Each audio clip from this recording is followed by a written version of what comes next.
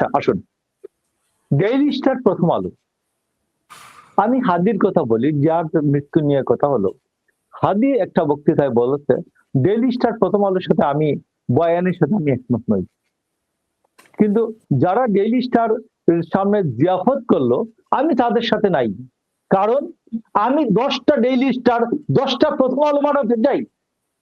যারা দেশপ্রেমিক জাতিগুলো আমাদের মানুষ আছো, আসেন 10টা প্রথম আলো এবং ডেইলি স্টার বানাই। তো আপনি হাদির মৃত্যুকে কেন্দ্র করে ডেইলি স্টার ভাঙতে গেছেন কেন? ডেইলি স্টার আগুন দিতে গেছেন কেন? যারা গিয়েছে তাদের রাজনৈতিক পরিচয় বের করে দেন, তাদের রাজনৈতিক দল, তাদের দল এটা ব্যবস্থা নেবে। আপনার মনে আছে এই যে মিটফোর্ডে যে ছেলেটা মারা গেল, করেছে অনেকে, গ্রেফতার করেছে তো, মানে আমরা দেখি। না গ্রেফতার করছে। আমরা বলছি এদের রাজনৈতিক পরিচয় কি বের করেন কেন? যে আপনার মিটফোর্ডে যে যিনি মারা গেলেন আর যারা মারলো, এদের রাজনৈতিক পরিচয় বলে দেওয়া হয়নি? বলে দেওয়া তো হয়েছে। দেখা গেছে দুইজনই বিএনপির, দুই গ্রুপে বিএনপির।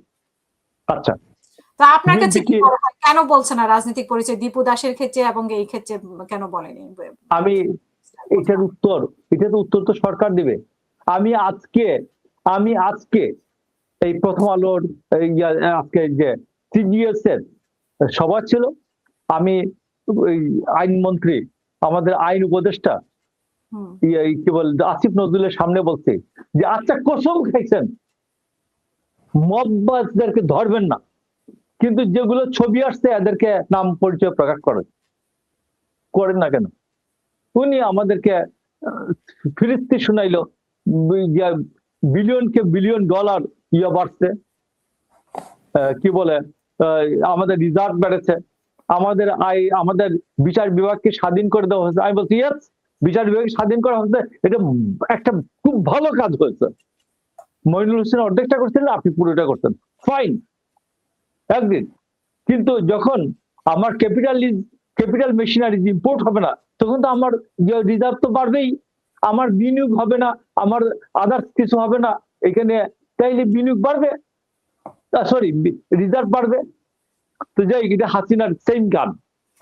তো আরেকটা আমি বলতেছি যে আপনি জগন্নাথ ইউনিভার্সিটির যে নির্বাচনটা নিয়ে দেখবেন, যে একজন ছেলে নেকাব পড়ে সে গেছে এখানে, তাকে চ্যালেঞ্জ করা হচ্ছে, পরে তারা এখানে বলছেন যে ইসলামী ফোবিয়া। আমি আপনাকে বলি, আমার মেয়ে হিজাব করে, আমার স্ত্রী হিজাব করে, কিন্তু আমি নিকাবের বিরুদ্ধে।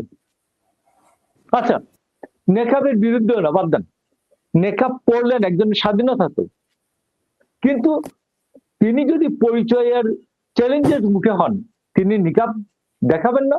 বলবেন কি যে কি বলে এটা ইসলামকে অবমাননা করা হয়েছে?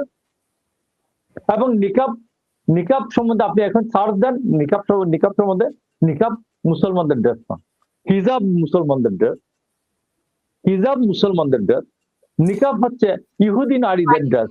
অনেক বিতর্ক আছে। তো যাই, আমি আপনাকে বলছি যে সর্বশেষ আমি আপনাকে